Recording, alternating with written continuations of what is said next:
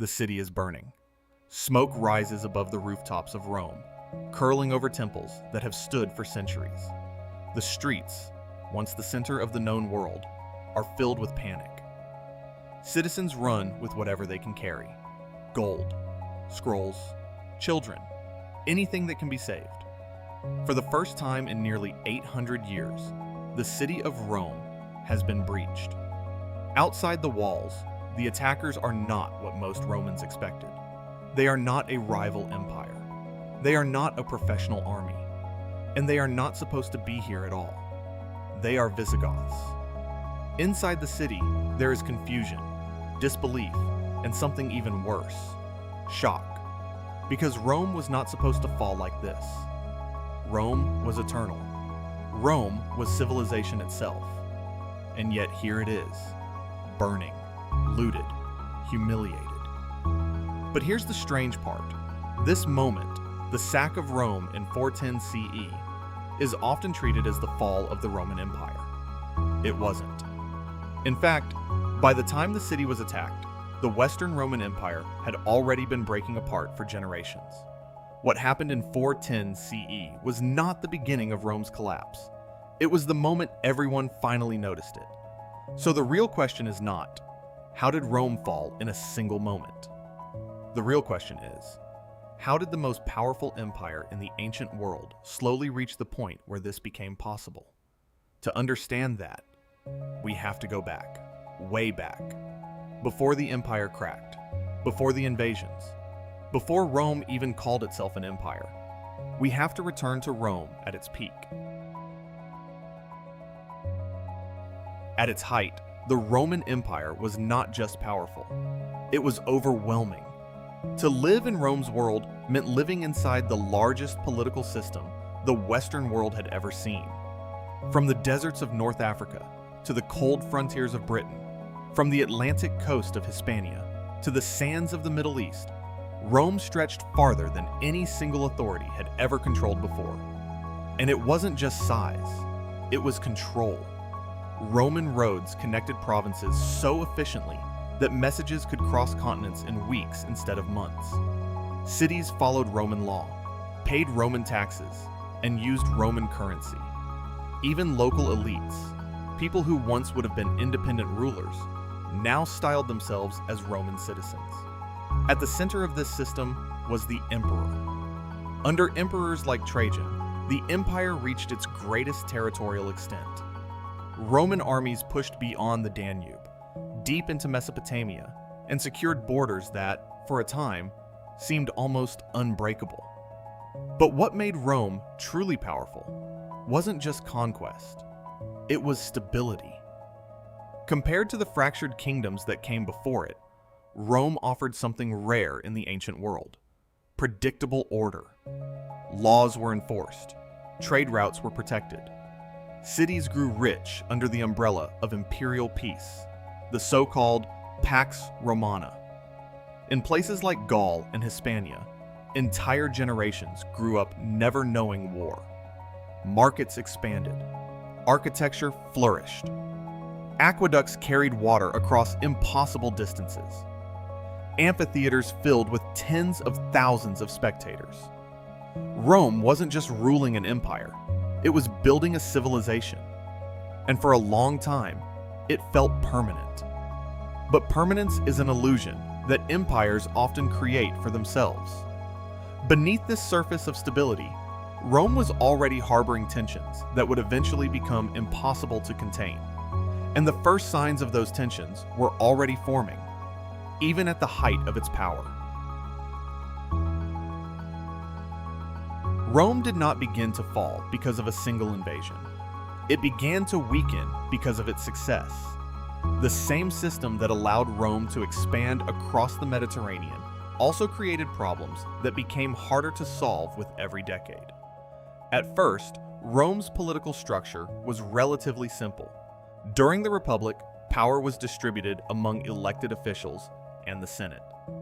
But as the empire expanded, that system struggled to keep up with the demands of governing millions of people across vast distances. Power slowly concentrated in the hands of military leaders. And once that shift began, it was difficult to reverse. One of the turning points in this transformation came with the reforms of Gaius Marius. In an effort to strengthen Rome's armies, Marius changed recruitment practices, allowing landless citizens to enlist. This made the army larger and more flexible, but it also changed something fundamental. Soldiers were no longer tied to the Roman state. They were tied to their generals. Loyalty began to shift away from institutions and toward individuals who could promise pay, land, and survival after service. Over time, this created a dangerous precedent. Armies that followed commanders more than they followed Rome itself. That shift would echo through Roman history for centuries. By the late Republic, figures like Julius Caesar would demonstrate just how unstable this system had become. When Caesar crossed the Rubicon, he did not just start a civil war. He revealed that Rome's military loyalty had become deeply personal rather than institutional. The Republic collapsed under the weight of its own internal competition, and in its place rose the imperial system under Augustus. Augustus brought stability. He ended decades of civil war and created a system that, for a time, worked remarkably well. The emperor became the central authority, and the empire entered its most stable and prosperous period. But even this solution came with hidden costs. Because while Augustus stabilized Rome politically, he did not remove the deeper structural issues that had emerged over the previous century. He simply contained them. And containment is not the same as resolution. As Rome grew under imperial rule, it became more dependent on centralized authority. That meant every future crisis, every weak emperor, every succession dispute, every military failure, had the potential to shake the entire system. And slowly, almost imperceptibly at first, those cracks began to widen. Economic pressure began to build as maintaining armies, borders, and infrastructure across such a vast territory became increasingly expensive. Political instability reappeared whenever succession was unclear. And on the frontiers, pressures from external groups intensified as Rome's expansion slowed and its borders hardened. But at this stage, none of this seemed fatal. Rome had survived crises before. Civil wars, assassinations, and rebellions. These were not new. What made the coming centuries different was not that Rome faced problems. It was then that the problems began to reinforce each other. Political instability weakened economic confidence. Economic strain reduced military effectiveness. Military pressure encouraged further political instability. A cycle was beginning. But for now, Rome still appeared strong. To most observers living in the early empire, it would have been unthinkable that this system, this vast, sophisticated civilization, could ever truly collapse. And yet, beneath the surface of its greatest achievements, Rome was already becoming something else. Not a rising power, but a system struggling to hold itself together. And in the next chapter, we will see how that struggle began to accelerate, until it nearly broke the empire in half. For centuries, Rome's greatest strength had been expansion. Every new province brought wealth. Every conquest brought prestige. Every victory reinforced the idea that Rome was unstoppable. But empires do not expand forever. At some point, growth stops being a strength and becomes a burden. By the 2nd century CE, Rome stretched across 3 continents. Messages that once took days now took weeks. Military orders had to travel across vast distances before they could be executed. Governors in distant provinces often acted with near independence simply because central authority could not respond quickly enough. On paper, Rome was unified. In practice, it was already becoming a collection of semi-independent regions held together by infrastructure, tradition, and fear. Even emperors like Marcus Aurelius, who spent much of his reign on the northern frontier, were forced to govern from campaign tents rather than from Rome itself. The center of power was no longer fixed. It moved wherever the army moved. And that fact alone tells us something important. Rome was becoming an empire ruled by crisis management. There was no longer a normal state of governance. There was only a reaction.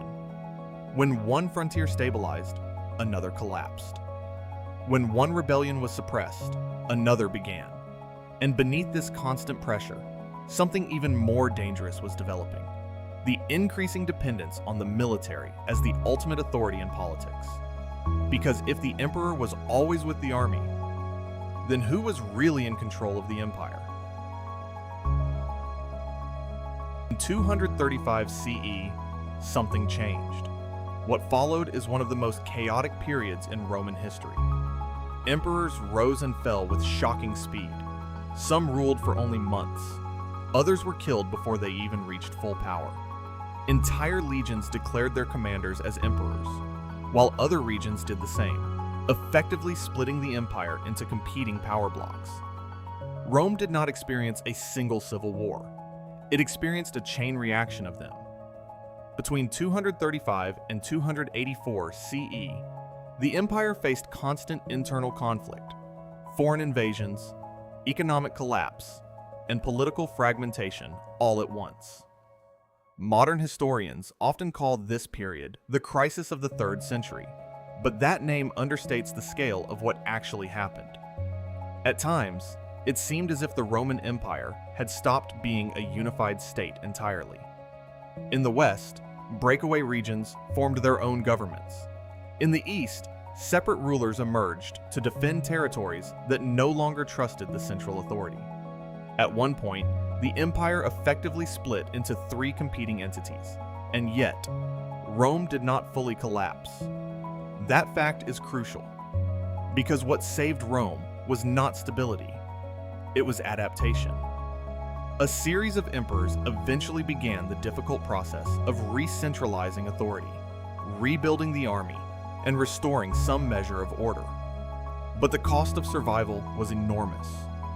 One of the most important figures in this recovery was Diocletian. Diocletian understood something that earlier emperors had resisted accepting. The empire was too large for a single ruler to manage effectively, so he restructured it. He introduced administrative reforms, split responsibilities among multiple rulers, and attempted to stabilize governance through a system that divided authority while preserving unity. For a time, it worked.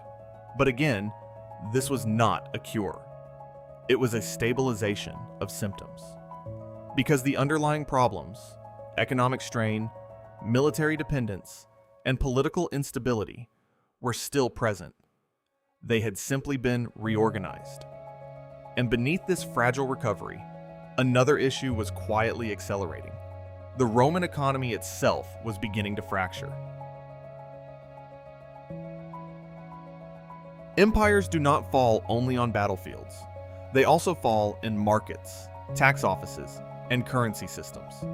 As Rome struggled to pay its armies and maintain its vast infrastructure, emperors increasingly relied on a dangerous tool: currency debasement.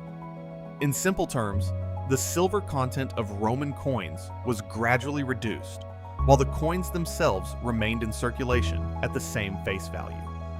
At first, the change was subtle. Most people would not have noticed.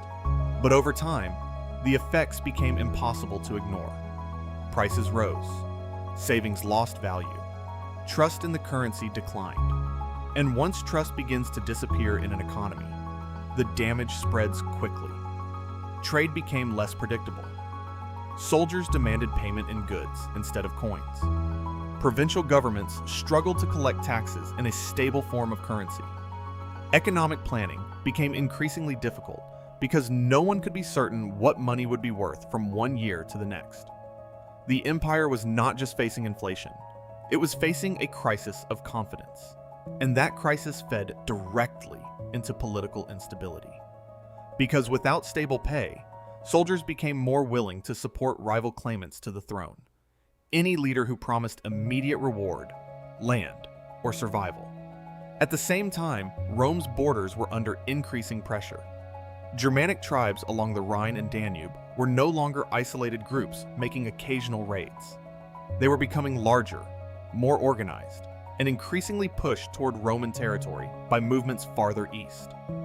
Pressure from outside the empire was increasing just as internal cohesion was weakening, and the combination was devastating. Each problem reinforced the other.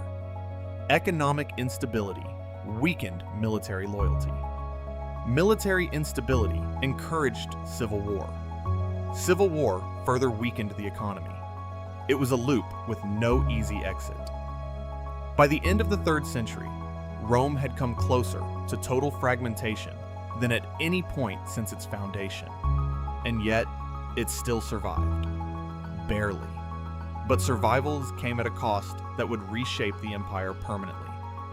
Because to hold everything together, Rome would have to change what it fundamentally was. And that change would set the stage for everything that followed. By the late 3rd and early 4th centuries, Rome no longer looked like the confident superpower it once was.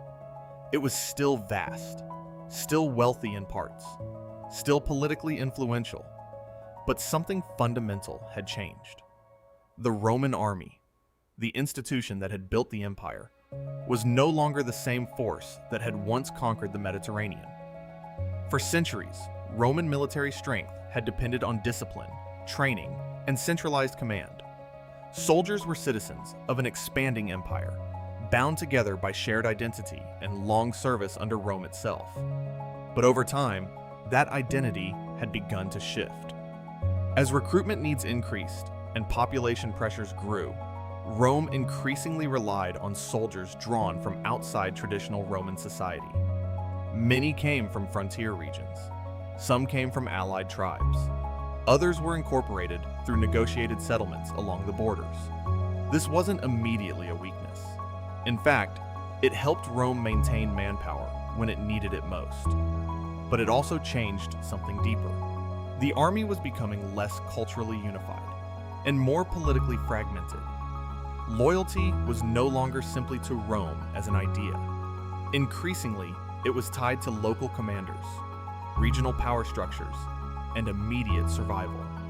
This mattered because, in the Roman world, the army wasn't just a military force. It was the backbone of political authority. And as that backbone shifted, so too did the stability of the empire itself. Even reforms under emperors like Diocletian and later Constantine the Great could not fully reverse this transformation. They could reorganize command structures.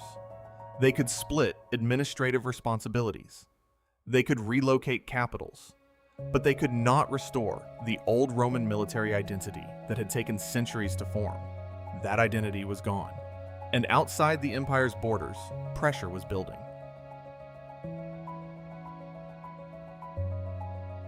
To Roman writers, the peoples beyond the empire were often grouped under a single label, barbarians. But this was not a single unified group. It was a vast and complex world of different tribes, kingdoms, alliances, and rivalries. Some were Germanic peoples along the Rhine and Danube. Others were Sarmatian, Gothic, or Hunnic groups further east. Many had long-standing relationships with Rome, trading, serving as mercenaries, or acting as buffer states between Rome and more distant regions. The idea that Rome was surrounded by a single coordinated enemy is a simplification. The reality was more complicated and more dangerous in a different way. Because what made this frontier unstable was not unity, it was a movement. Over time, pressure from further east began to push populations westward. Groups displaced other groups, creating a chain reaction of migration and conflict. These movements were not coordinated invasions in the modern sense. They were large-scale demographic shifts interacting with Roman border systems. Rome had dealt with raids before. It had dealt with rebellions. But it had rarely dealt with sustained, large-scale population pressure along multiple frontiers at once. And the empire was not structurally prepared for it. Roman borders were designed to repel raids, not absorb waves of displaced peoples seeking settlement, land, and survival. At first, Rome attempted to manage this pressure through diplomacy and controlled settlement agreements. Some groups were allowed to enter as foederati, federated allies who would serve Rome in exchange for land. But this solution carried risks. Because once large armed groups were settled within imperial territory, their loyalty could not always be guaranteed. And in moments of crisis, those groups might no longer act as auxiliary forces. They might act independently, or even against Rome itself. That fragile balance would soon be tested in a way the empire had never experienced before.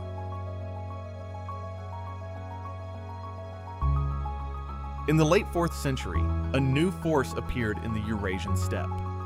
They moved quickly, striking fear into the groups west of them. They were the Huns. Their exact origins remain debated, but their impact is not.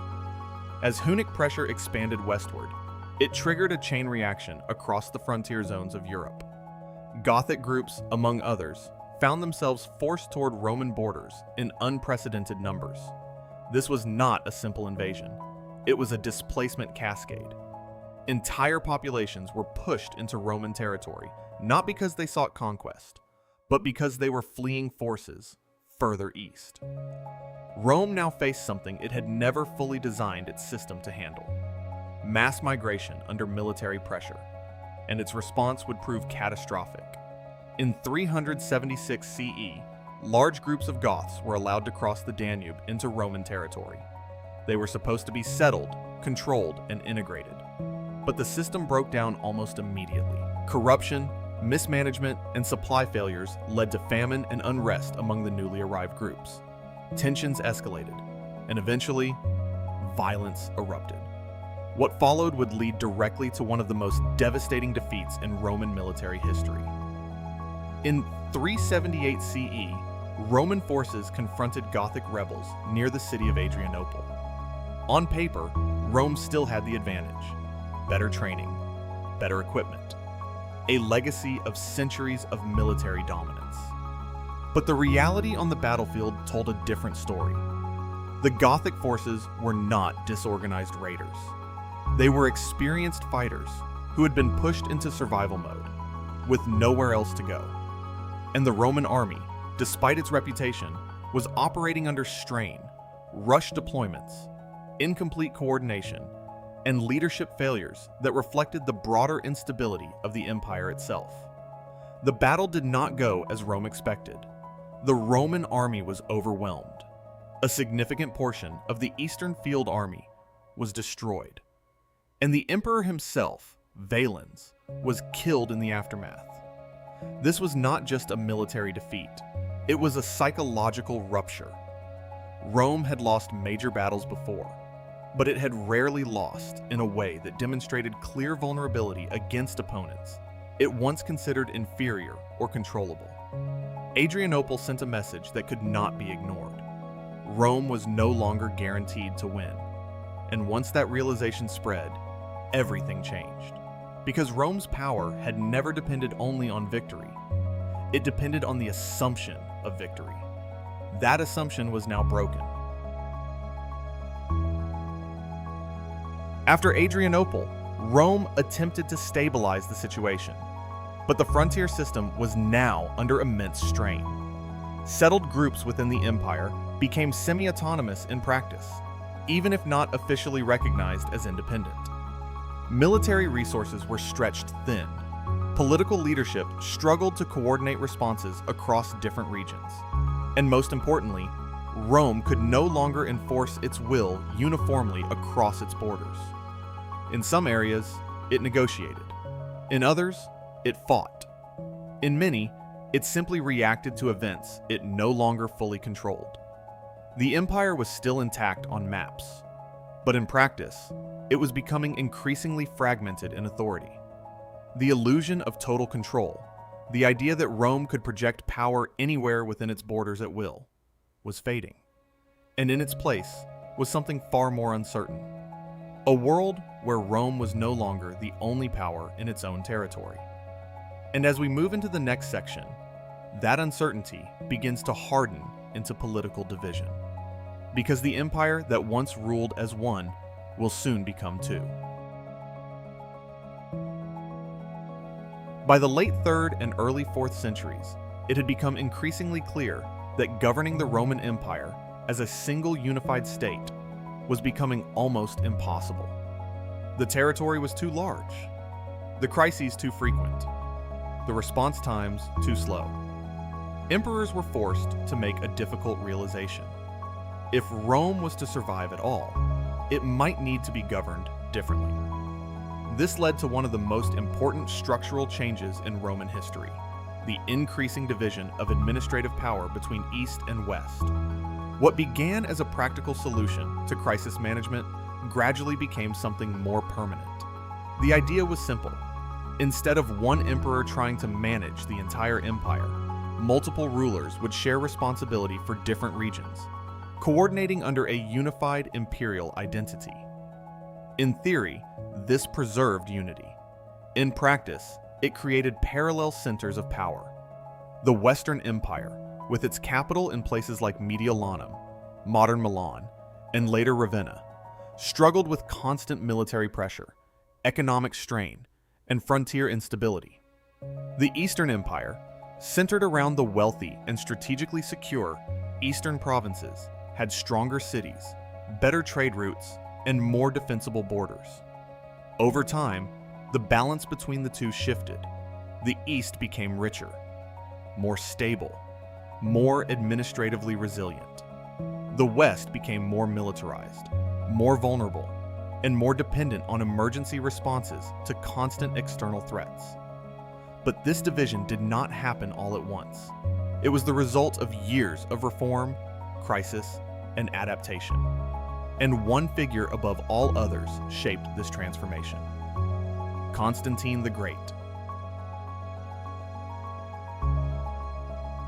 Constantine's reign marked a turning point in Roman history, not because he caused the division of the empire, but because he made its structural evolution irreversible.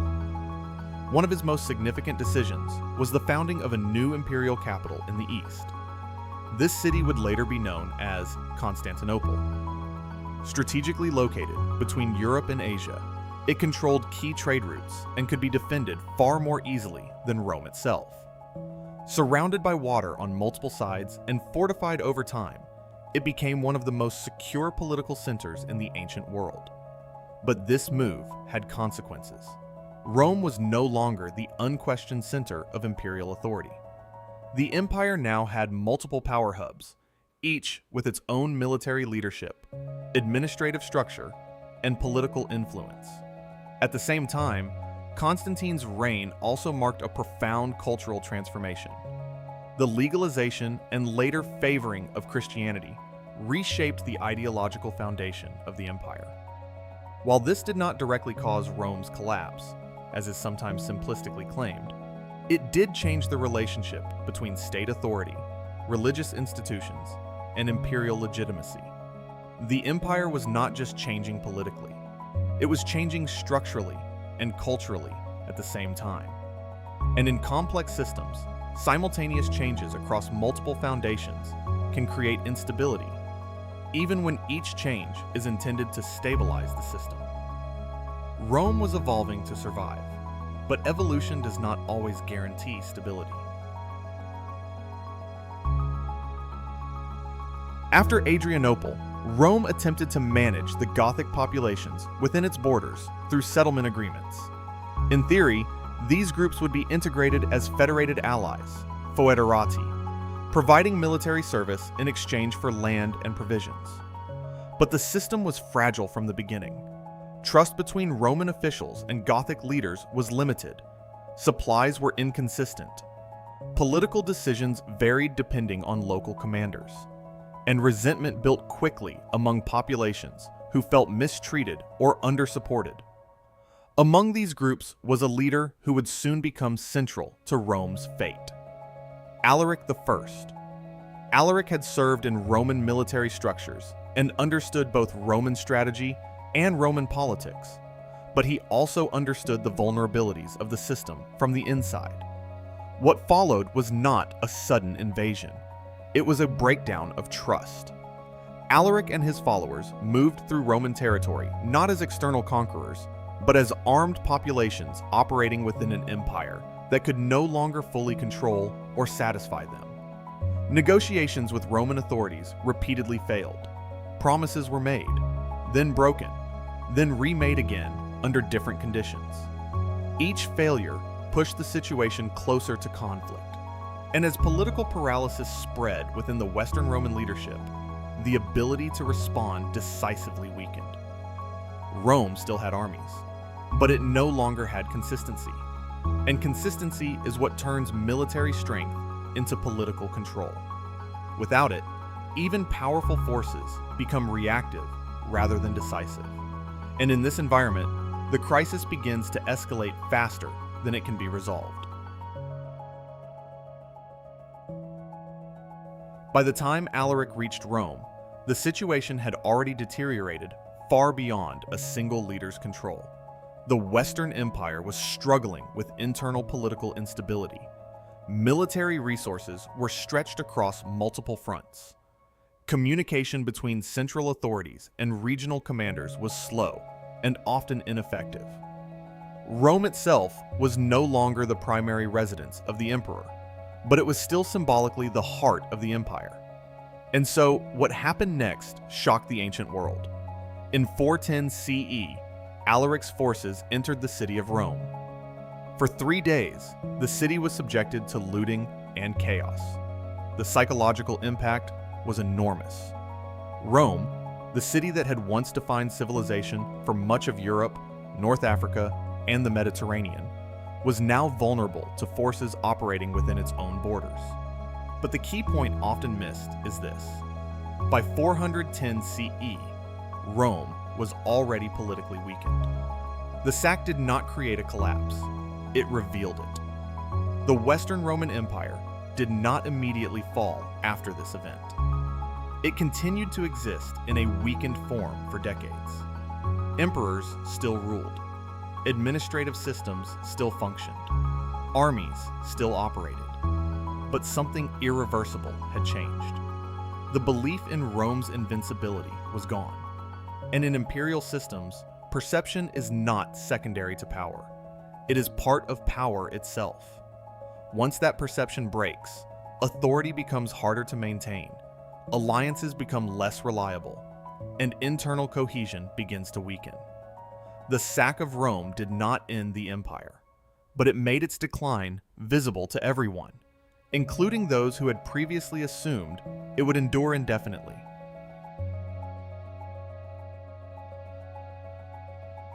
After 410 CE, the Western Roman Empire entered a period of accelerating instability. Frontier defenses were increasingly difficult to maintain. Political authority shifted between competing military leaders. Provinces began acting with greater independence simply because central coordination was unreliable. Meanwhile, external groups continued to establish themselves within former Roman territory, sometimes as allies, sometimes as autonomous kingdoms in practice.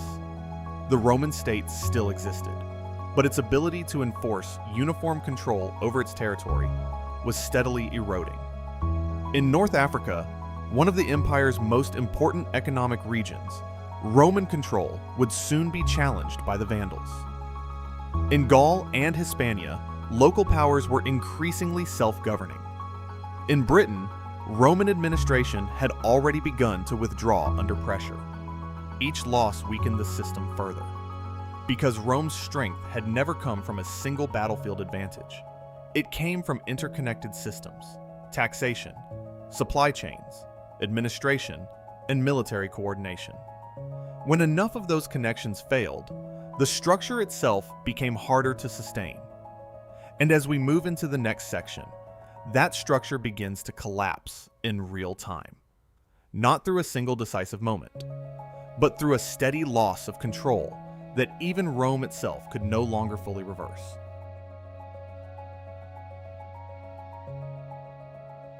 If you had to choose one region that kept the Western Roman Empire alive in its final century, it would not be Italy. It would be North Africa. The provinces of North Africa, especially around Carthage, were among the most productive agricultural regions in the entire Mediterranean world. Grain shipments from this region fed Rome itself. Tax revenue from these provinces funded armies, paid officials, and sustained the administrative machinery of the Western Empire. In many ways, North Africa was not just a province. It was the financial backbone of the West. And that is why what happened next was so devastating. In the early 5th century, the Vandals, a Germanic group who had crossed into Roman territory during the broader migration period, established themselves in North Africa under their king, Gaiseric. At first, Rome likely did not fully grasp the long-term consequences of this settlement. But Gaiseric was not simply occupying territory. He was building a naval power. From North Africa, the Vandals gained control over key Mediterranean sea routes. This allowed them to disrupt Roman shipping, intercept grain supplies, and exert pressure directly on the Western Empire's most vulnerable lifeline. The result was catastrophic. Rome did not immediately collapse, but it began to starve politically, economically, and logistically. Without reliable grain shipments, the city of Rome became increasingly difficult to sustain at its former scale. Military pay became harder to maintain. Administrative stability weakened further. And the Western government became increasingly reactive, constantly trying to solve crises rather than prevent them. The loss of North Africa is often considered one of the decisive blows to the Western Empire, not because it was a symbolic defeat, but because it removed the system that allowed everything else to function.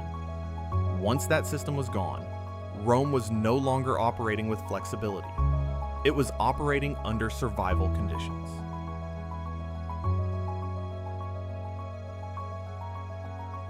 While the Western Empire struggled to stabilize its internal losses, a new external pressure emerged that would shake Europe to its core: Attila. Under Attila, the Hunnic Empire became one of the most feared forces in Europe. Unlike earlier pressure systems that had pushed tribes toward Roman borders, Attila's forces represented a more centralized and aggressive military power capable of coordinated campaigns deep into Roman territory. Attila's invasions did not directly destroy Rome, but they destabilized an already fragile system. The Western Roman Empire was forced to divert military resources across multiple fronts, negotiate under pressure, and rely increasingly on alliances with Germanic groups who were themselves semi-independent within Roman territory. In many cases, Rome's response to external threats was no longer purely Roman. It was a coalition of forces operating under Roman authority in name, but not always in practice. One of the most significant battles of this period occurred in 451 CE at the Battle of the Catalaunian Plains, where Roman and allied forces managed to halt Attila's advance into Gaul. But even this victory revealed something important. Rome was no longer fighting alone. It was surviving through alliances that reflected how much its own military structure had changed. And alliances, unlike centralized command, are fragile. They depend on trust, shared interests, and short-term cooperation, not long-term stability. By the mid-5th century, the Western Roman Empire had become increasingly unstable at its political core. Emperors rose and fell with limited real authority. In many cases, military commanders held more practical power than the emperors they served. One of the most influential figures of this period was Flavius Aetius. Aetius is often described as the last of the Romans in the Western military tradition. He managed alliances, fought external threats, and attempted to stabilize the Western frontiers during a time of extreme pressure. But even strong leadership could not fully reverse structural decline. The Western Empire's problems were no longer just political. They were systemic. Tax revenue was inconsistent. Provinces were increasingly autonomous. Military loyalty was fragmented. Communication between regions was unreliable. And external powers were now embedded within the former Roman territory itself. After Aetius's assassination in 454 CE, the Western Empire lost one of its last truly stabilizing figures. From that point onward, imperial authority became increasingly symbolic. Emperors still existed, but real control was slipping away. In many regions, local leaders, often of Germanic origin, held the actual power, while still nominally acknowledging Roman authority when convenient. This was not a sudden collapse. It was a gradual replacement of Roman governance with regional power structures that still used Roman legitimacy as a framework. And that distinction is crucial. Rome did not vanish overnight. It was gradually reconfigured into something else. By 476 CE, the Western Roman Empire was in many ways already a shadow of its former self. The final emperor, Romulus Augustulus, held a position that had become largely symbolic. Real authority in Italy had shifted to military leaders of Germanic origin, particularly Odoacer, who commanded the forces that effectively controlled the region. When Odoacer deposed Romulus Augustulus, he did not replace him with another Western emperor. He abolished the position entirely. And with that decision, the Western Roman Empire is traditionally said to have fallen.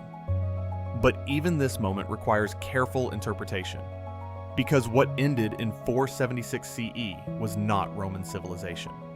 It was the Western imperial administrative structure that had governed part of the Roman world for centuries. The Eastern Roman Empire, centered in Constantinople, continued to exist, evolve, and even expand at various points. We now refer to it as the Byzantine Empire, but its rulers considered themselves Roman for nearly 1,000 years after the fall of the West. So, the story of Rome is not a simple ending. It is a transformation, a division, and a survival.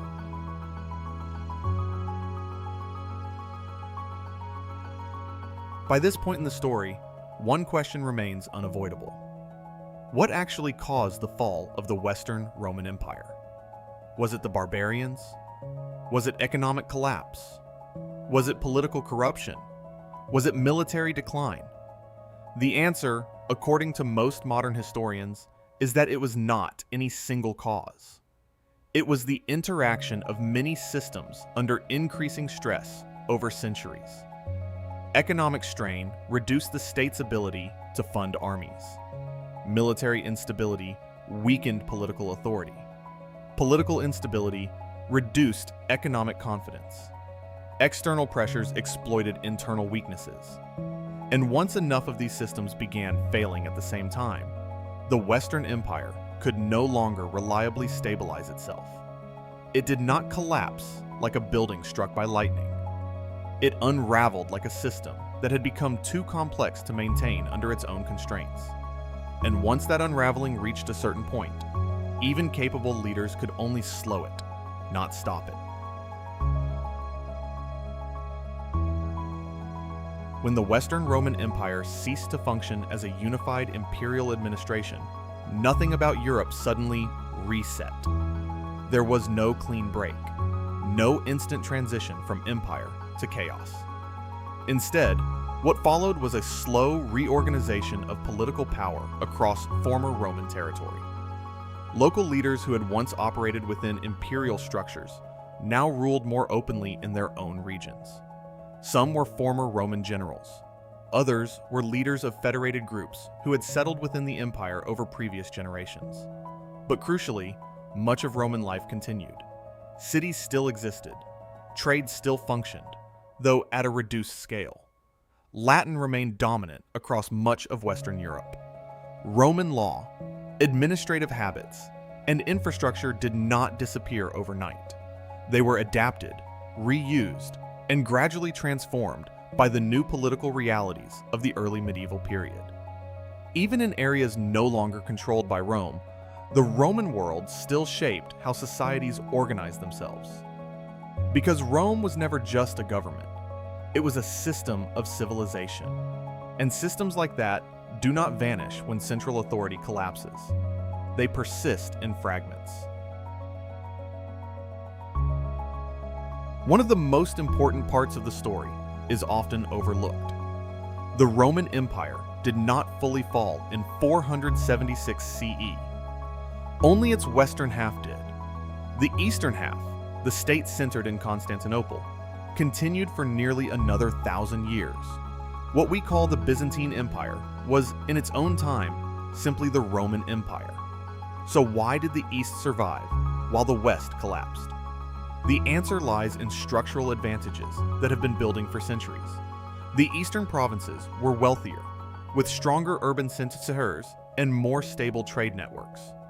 They had better access to critical resources and more defensible geography. Their borders were also more strategically compact, making defense easier to coordinate.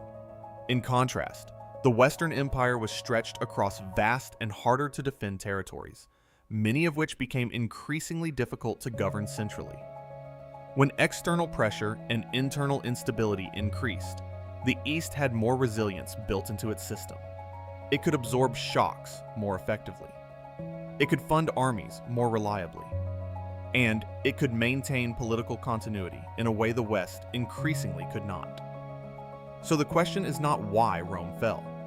It is why one half collapsed first. And the answer is that collapse in complex systems is rarely uniform. Different regions fail at different speeds, depending on their structure, resources, and adaptability. Even after the Western Empire ended, Rome's influence did not disappear.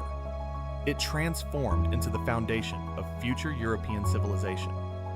Roman law became the basis for many later legal systems. Roman engineering influenced medieval construction and urban planning. Latin evolved into the Romance languages: Spanish, French, Italian, Portuguese, and Romanian. Even political ideas are carried forward. The concept of centralized authority, codified law, and imperial governance continued to shape kingdoms and states long after the Roman state itself had vanished in the West. In a very real sense, Europe did not stop being Roman. It stopped being governed by Rome. Those are not the same thing. Now we return to where we began. The sack of Rome, the burning city, the shock of an empire that once seemed unbreakable was suddenly exposed as vulnerable. But after everything we now know, that moment looks different. It is no longer the beginning of the end. It is a midpoint in a much longer story. By 410 CE, Rome had already endured centuries of internal transformation, military restructuring, economic strain, political fragmentation, and external pressure. The city's fall to Alaric's forces was not the cause of the empire's collapse. It was a symptom of a system already under extreme stress. And yet, to people living at the time, it still felt like the world was changing in irreversible ways. Because even when collapse is gradual, it is only understood in hindsight.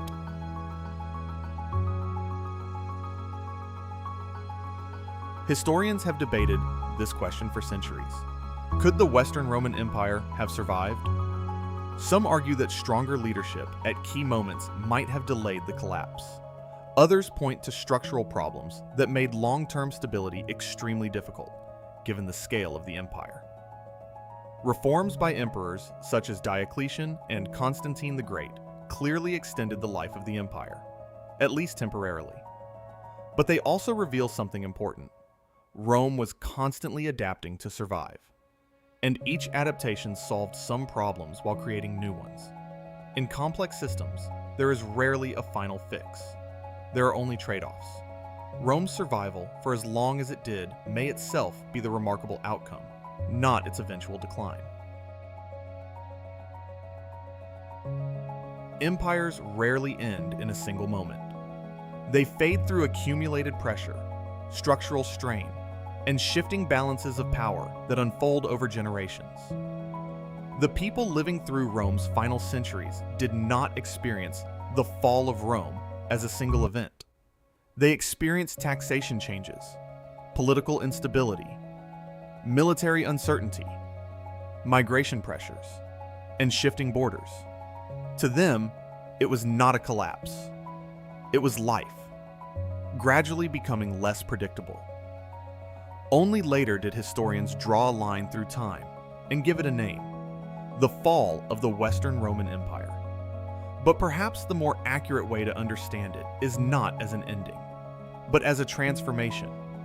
Because Rome did not simply disappear, it changed form. Its institutions influenced new kingdoms. Its laws shaped new societies. Its language became the foundation of new cultures, and its political ideas continued to echo across centuries. So when we return one final time to the burning streets of Rome in 410 CE, we no longer see the end of the world. We see the visible moment of a process that had been unfolding for a very long time, a process that reminds us of something important. Even the greatest systems are not permanent. They are maintained. And when maintenance fails for long enough, change becomes inevitable.